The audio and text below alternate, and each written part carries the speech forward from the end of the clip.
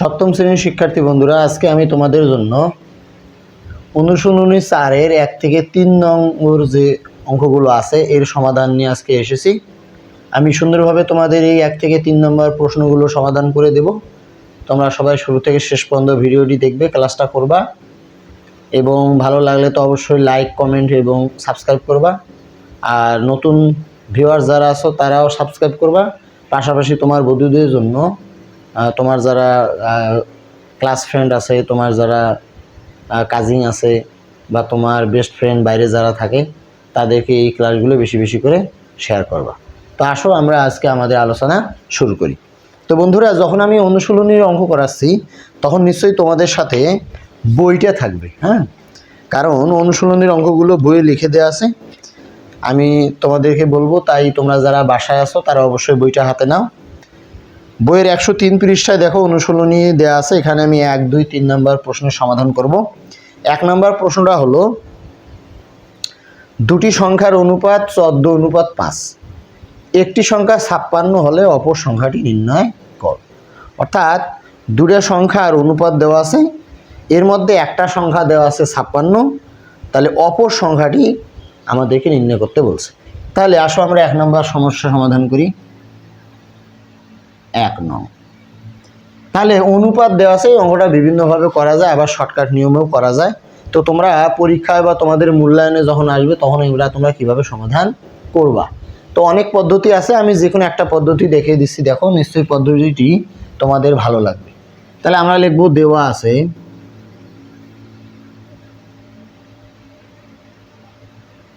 কি দেওয়া আছে, সংখ্যা দুটির অনুপাত। অর্থাৎ সংখ্যা দুটির মধ্যে একটা প্রথম সংখ্যা আর একটা হলো অপর সংখ্যা, অথবা একটা প্রথম আর একটা দ্বিতীয়। তাহলে আমরা যদি এইভাবে লিখি যে প্রথম সংখ্যা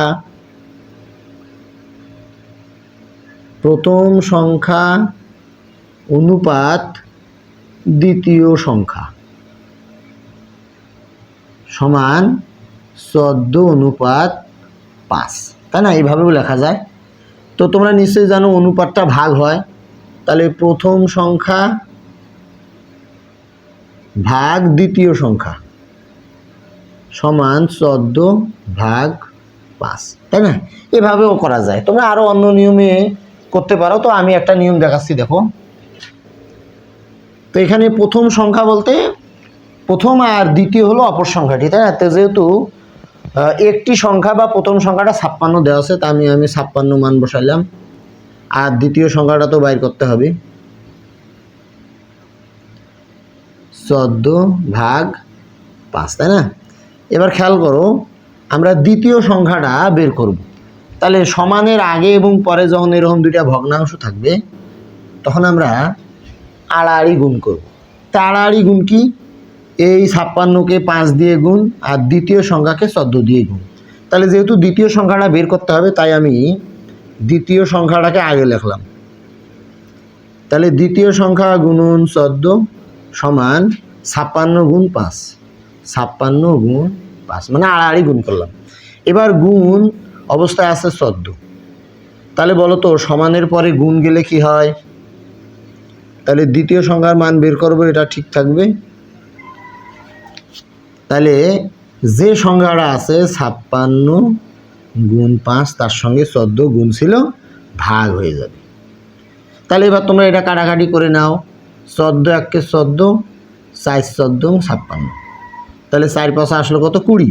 তাহলে অতএব দ্বিতীয় সংখ্যাটা পাইলাম আমরা 4 5 20। তাহলে এইটাই হলো দ্বিতীয় বা অপর সংখ্যা। তাহলে লিখবো অতএব অপর সংখ্যাটি হলো 20। এইটাই হলো আমাদের উত্তর। দেখো, খুব ছোটোভাবে আমরা সহজ করে করলাম, হ্যাঁ। এটা আবার শর্টকাটও করা যায়। আমি একটু শর্টকাটটা তোমাদের দেখে দিই। হ্যাঁ, শর্টকাট নিয়মটা দেখো। এখানে বলা আছে দুটি সংখ্যার অনুপাত 14:5, তাই না? তাহলে প্রথম অনুপাত দ্বিতীয় সমান 14:5। আচ্ছা, প্রথম সংখ্যাটা কত দেওয়া আছে? 56। তাহলে 56 অনুপাত এটা হোয়াট সমান 14:5 শর্টকাট নিয়মটা দেখে নাও। 14 এখানে কত হয়েছে? 56 হয়েছে। তাহলে কত গুণ হয়েছে? 14 এখানে এসে 4 গুণ হয়ে 4 গুণ হয়ে 56 হয়েছে। তাহলে অনুপাত যখন থাকবে 14 যখন 4 গুণ হয়ে যাবে, কয় গুণ হয়ে যাবে? 4 গুণ হয়ে যাবে। এই 5ও এখানে এসে 4 গুণ হয়ে যাবে। তাহলে 4 5 20। তাহলে হোয়াট চিহ্নিত জায়গায় আমাদের সংখ্যাটা আসবে 4 5 20। কেমনে হলো? যেহেতু 14 এখানে এসে 4 গুণ হয়ে 56 হলো, সেহেতু 5ও ওই 4 গুণ হয়ে এসে এখানে অবশ্যই 20 হবে। আর 56 আর 20 এই দুইটার অনুপাত হলো 14:5, তাই না? এইভাবে আমরা শর্টকাটও করে নিতে পারি। তো বন্ধুরা, তোমরা দেখলে 1 নম্বর অঙ্কটা আমরা এভাবে সমাধান করতে পারি। এবারে আমরা 2 নম্বর সমস্যাটা সমাধান করব।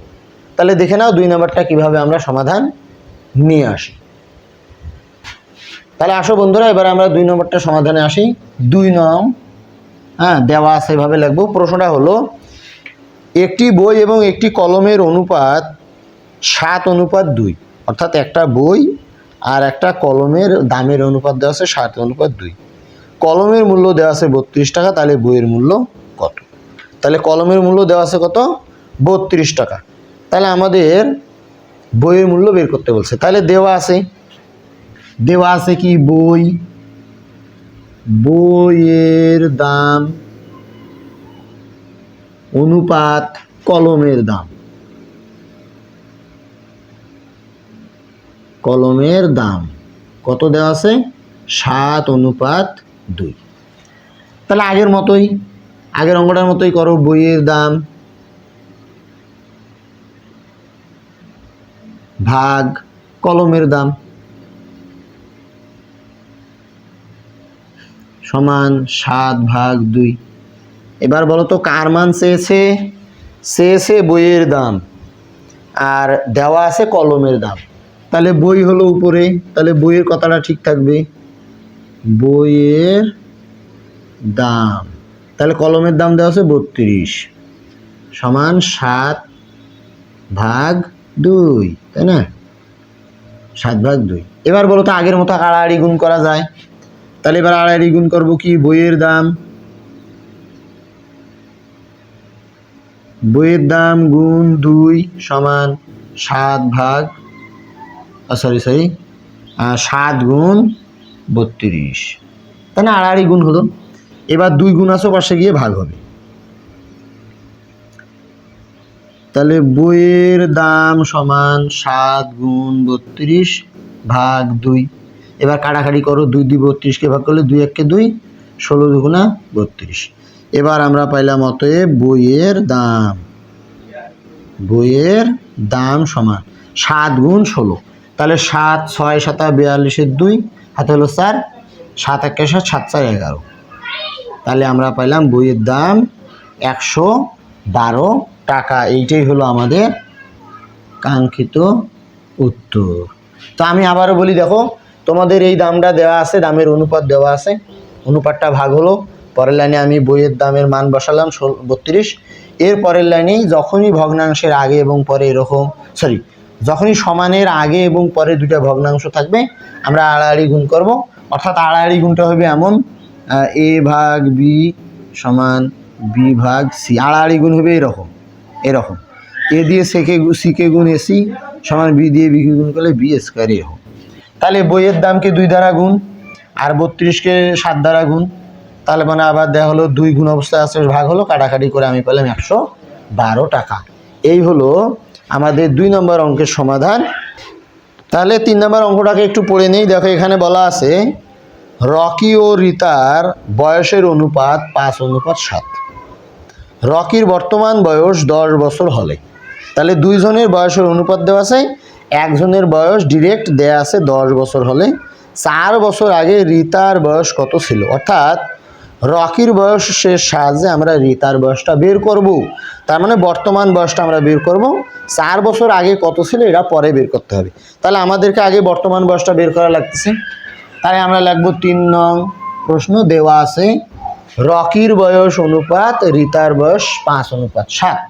তাহলে সংক্ষেপেও লেখা যায় রকি অনুপাত রিতা সমান 5:7, তাই না? 5:7, ইয়েস।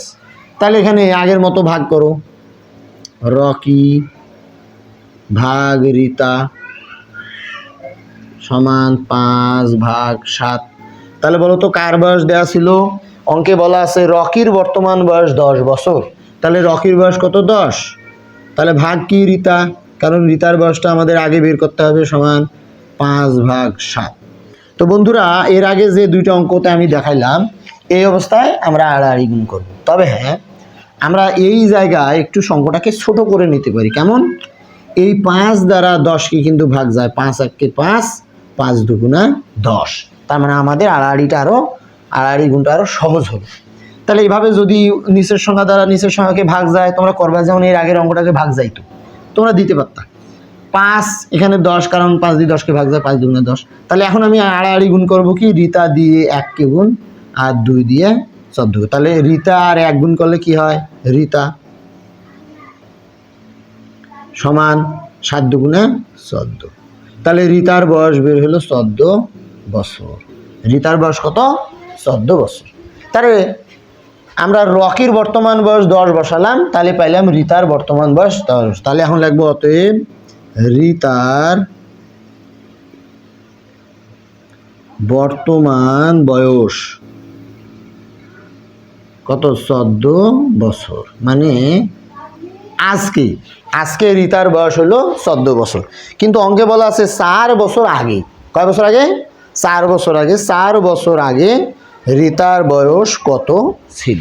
তাহলে বন্ধুরা, তোমরা এখানে একটা জিনিস মনে রাখবা, বয়সের ক্ষেত্রে যদি আগে বলে বিয়োগ হয় বা কমে যায়, আর যদি পরে বলে তাহলে সেটা যোগ হয়ে যায়। যেমন তোমার বয়স আজকে যদি 10 হয়, তাহলে 2 বছর আগে কত ছিল? নিশ্চয় 8 ছিল। তাহলে আজকে কত? 10। আবার যদি বলি আজকে তোমার বয়স 12, তাহলে আরও 12 বছর পর কত হবে? তাহলে 12 বছর পর তোমার বয়স 12 বাড়বে, তাহলে 12-র সাথে 12 যোগ হয়ে 24 হয়ে যায়। তাহলে মনে রাখবা, বয়সের ক্ষেত্রে আগে হলে বিয়োগ হয়, পরে হলে যোগ হয়। কত যোগ বিয়োগ হয়? যত বছর আগের কথা বলবে তত বিয়োগ হবে, যত বছর পরের কথা বলবে তত যোগ হবে। এটা মনে রাখবা। তো বন্ধুরা, তোমরা নিশ্চয়ই ক্লাসটা শুরু থেকে শেষ পর্যন্ত দেখতেছো। আমার মনে হয় তোমাদের ভালো লাগতেছে। নতুন ভিউয়ার যারা আছো, আমার চ্যানেলটাকে সাবস্ক্রাইব করবা এবং সবাই তোমার বন্ধুদের জন্য এই ক্লাসগুলো বেশি বেশি করে শেয়ার করে দেবে। কারণ এই ক্লাসগুলো শুধু তুমি দেখছো তোমার জন্য নয়, যারা আমার চ্যানেল সম্বন্ধে জানে না তাদের জন্য আমার এটা করা। তাই তোমরা তোমার বন্ধুকে এগুলো বেশি বেশি করে শেয়ার করো। তো দেখো, রিতার বর্তমান বয়স 14 বছর, কিন্তু বইয়ে বলছে 4 বছর আগে কত ছিল। তাহলে আমরা লিখবো অতএব 4 বছর আগে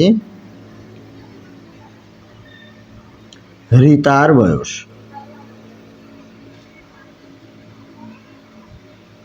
তাহলে 4 বছর আগে রিতার বয়স, আজকে ছিল 14। 4 বছর আগে হলে বছর বিয়োগ হবে, 4 বিয়োগ হবে, তোমাদের আগেই বললাম। তাহলে 14 থেকে 4 বাদ দিলে 10 বছর। তাহলে উত্তর হলো 10 বছর। উত্তর 10 বছর। তাহলে বন্ধুরা, তোমরা নিশ্চয়ই তোমাদেরকে ভালো লাগতেছে। দেখো, আমরা সুন্দর করে অঙ্কগুলো সমাধান নিয়ে আসলাম। তার মানে এখানে রিতার বর্তমান বয়স 14 বছর, 4 বছর আগে তার বয়স ছিল 10। তাহলে রিতারও রকিরও বয়স দেওয়া ছিল কত? 10। তাহলে এখন যদি তোমাদের প্রশ্ন করা হয় রিতার বর্তমান বয়স, রকির বর্তমান বয়স 10 বছর, তাহলে 4 বছর পর কত হবে? তাহলে 10 বছর আজকে, 4 বছর পর 4 বছর বাড়বে, তাহলে 4 আর 10 যোগ করে 14 বছর হয়ে যাবে, তাই না? তো বন্ধুরা, আজকে এই পর্যন্ত তোমাদের ক্লাস নিয়ে এসেছিলাম আমি। তো তোমাদেরকে পুরো ক্লাসটা দেখার জন্য অসংখ্য ধন্যবাদ, এবং যারা অলরেডি সাবস্ক্রাইব করেছো বা আমার এই ক্লাসটা শেয়ার করেছো তাদেরকে অসংখ্য ধন্যবাদ। তো দোয়া করবা যেন আমি এভাবে তোমাদের সেবায় নিয়োজিত থাকতে পারি এবং সুস্থ থেকে তোমাদের এই রকম ক্লাস বেশি বেশি করে নিয়ে আসতে পারি। তো বন্ধুরা, ধন্যবাদ। আজকে এই পর্যন্ত। খোদা হাফেজ।